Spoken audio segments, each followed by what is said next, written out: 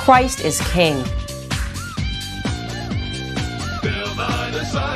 OMG, you guys, buckle up.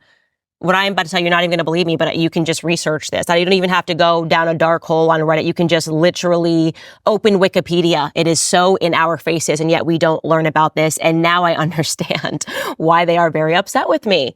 So you may have heard of a man named Aleister Crowley. If you haven't, I'll provide you with some brief spark notes. Aleister Crowley was an Englishman. He was also a drug abuser. He was a bisexual who is credited with heavily influencing the eventual counterculture revolution of the 60s in America. Free love, free love. Yeah, that book, Chaos. Things got weird and satanic in the 60s in America. And America is where this Englishman, Aleister Crowley, eventually moved.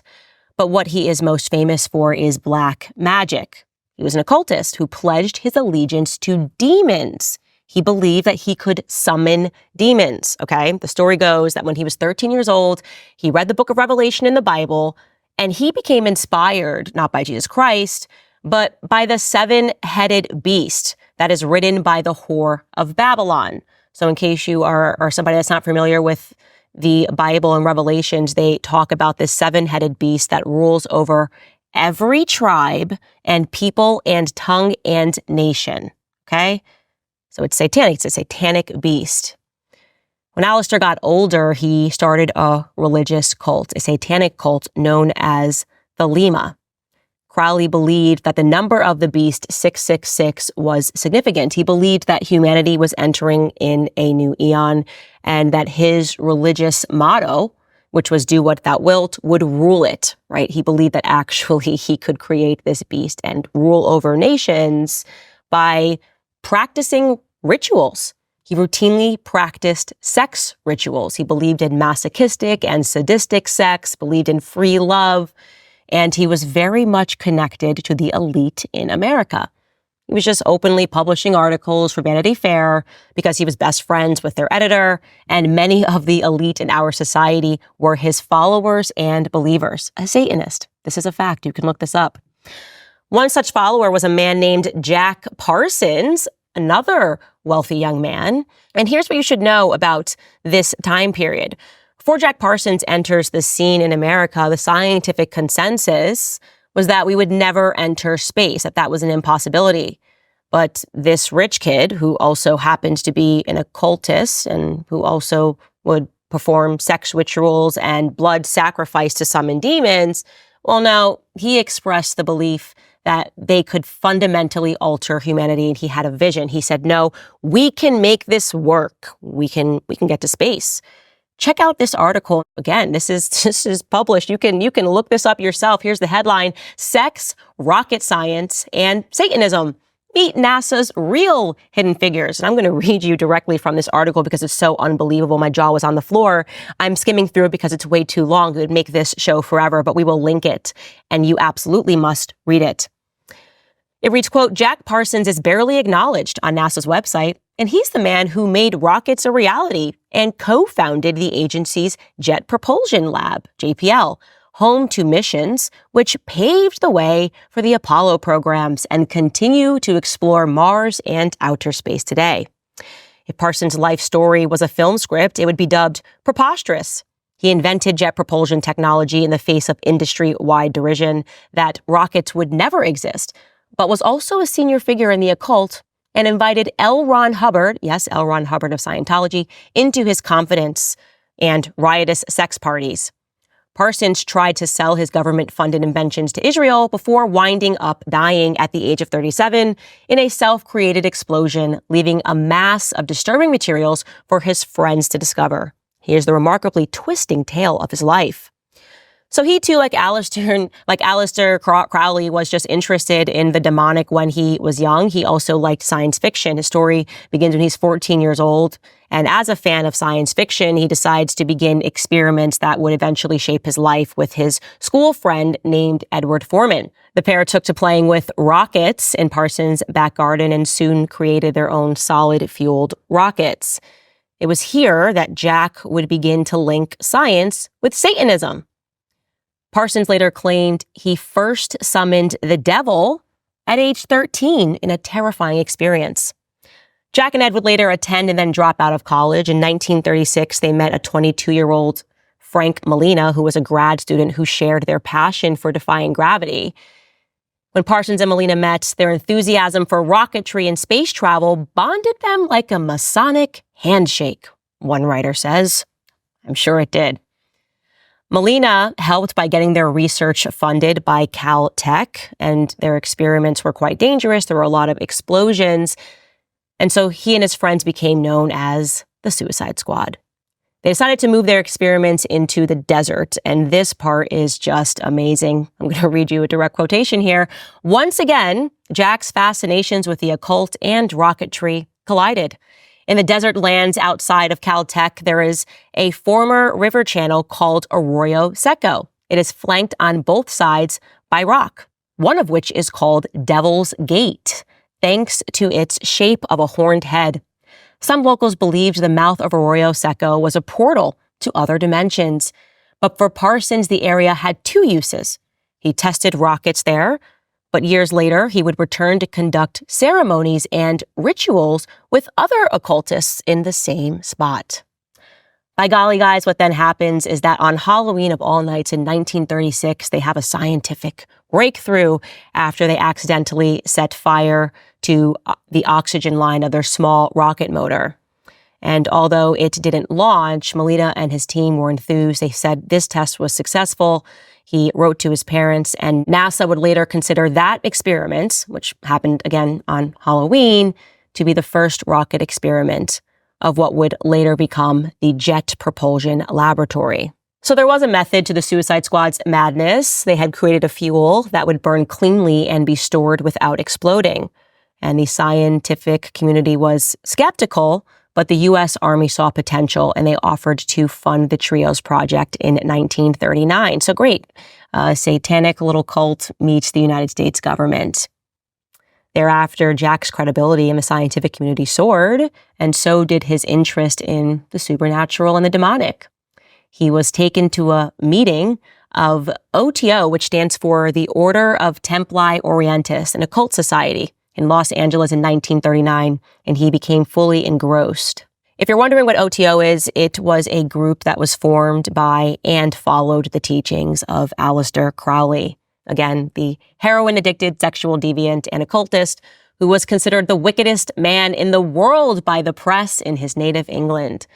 Parsons went from just reading Crowley's writings to becoming the Beast 666's pen pal. Within a few years, Crowley considered Parsons his American protege. Parsons was barely in his mid-20s, and he was not at all concerned with keeping his personal and professional proclivities separate.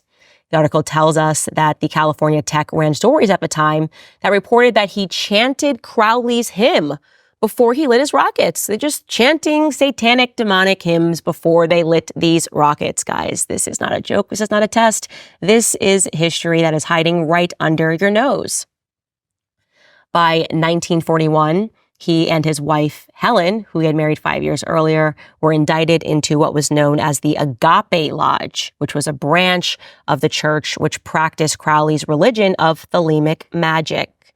Then they came into money. They founded the Aerojet Engineering Corporation, which became the world's largest manufacturer of rockets and propellants. And within 20 years, it had become a $700 million a year business. Parsons was the vice president. A year later, he co-founded the Jet Propulsion Laboratory. So now that he's rich, what are you going to do? What are you going to do? You've got government contacts, you've got money, you're having sex rituals. Well, he just is going to make the whole demonic sex rituals bigger because obviously it has led to success, summoning demons, believing in Satan. And what he did next was he took out a lease on a mansion in Pasadena's Millionaires Row on Orange Grove Avenue and invited fellow Thelemites to live communally in what was known as the parsonage. This is really kind of the earliest iteration of a hippie commune, if you ask me. And of course, if you've read that book, Chaos, you just are going, OMG, Candace. So what did they do at the parsonage? Well, the parsonage had 10 bedrooms, but its greatest asset, for Parsons at least, according to this article, was its additional 3-bedroom coach house, which became an Agape Lodge The commune was self-sufficient, maintaining allotments and livestock to eat and use for blood rituals. Those were the tame events. The blood rituals were the tame events that unfolded at the parsonage. The residents of the Orange Grove made frequent complaints to the police about loud music, drug taking, and the naked pregnant women that were dancing through fire in the garden. This is totally normal stuff, guys. It's just, coming up with NASA and jet propulsion, you sometimes got to have a naked pregnant woman dancing in the garden through fire. Parsons would greet people at the door with a live snake wrapped around his shoulders. And when the police would turn up, he would tell them, hey, look, I'm a Caltech scientist. There's no trouble going on here. I'm connected. I'm connected to the government. I've got money. You leave me alone. And I guess they just left him alone.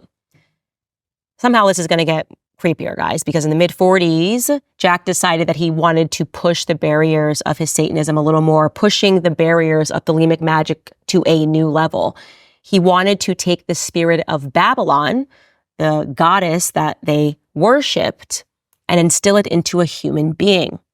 In short, he wanted to impregnate a woman that he believed to have certain powers, so that she would give birth to a child that would embody the forces of Babylon. So between January and March of 1946, we're coming now to the end of World War II. So think about what Tucker said. Hubbard, again, that's L. Ron Hubbard of Scientology, assisted Parsons in a series of rituals that they called Babylon Working. And on January 18th, a woman named Marjorie Cameron, who had red hair, turned up at the parsonage, and he believed that this is it. This is the Scarlet Woman that he had called forth via his rituals. The moment had arrived.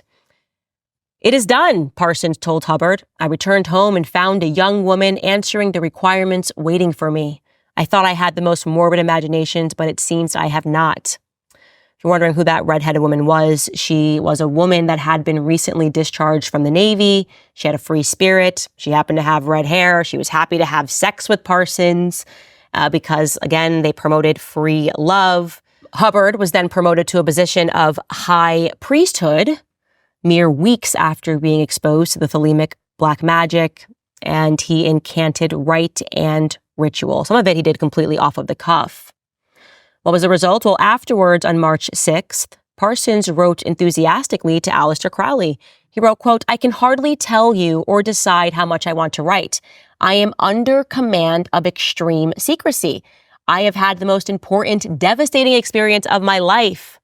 Crowley responded to him, writing, quote, you have me completely puzzled by your remark. I thought I had the most morbid imagination, but it seems I have not. I cannot form the slightest idea what you can possibly mean.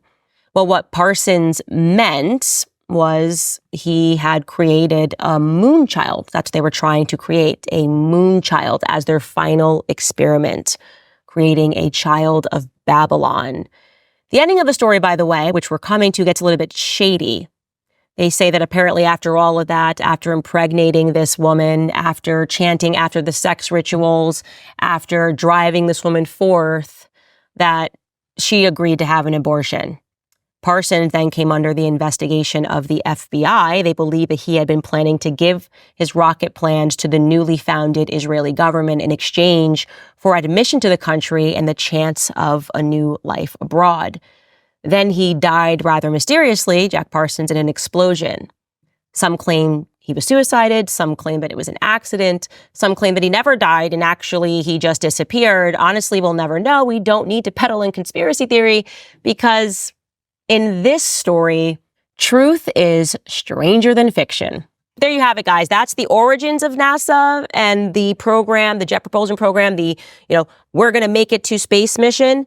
But don't worry, it would be totally crazy for you guys to think that Satan worshipers are still involved in NASA. Obviously, after it got started, they went totally clean. Everything was been above board. Nobody believes in this stuff anymore.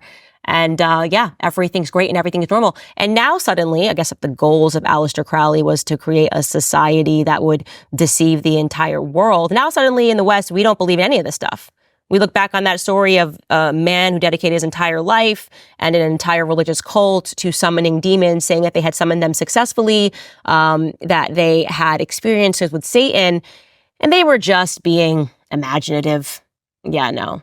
Satan can't possibly be real, right? Instead, what we believe in is science, rationality. And God forbid someone like Candace start talking about the Bible. Oh my God, there she is. She's saying she doesn't just trust the science. Yeah, I'm saying actually a little bit more than that. I think science has become a bit satanic. You know, they're telling you to do things that are utterly satanic, sacrificing your children in the name of science because it's just a clump of cells. It's getting weird out there. And I'm sorry that I notice. That's all I'll say on that topic.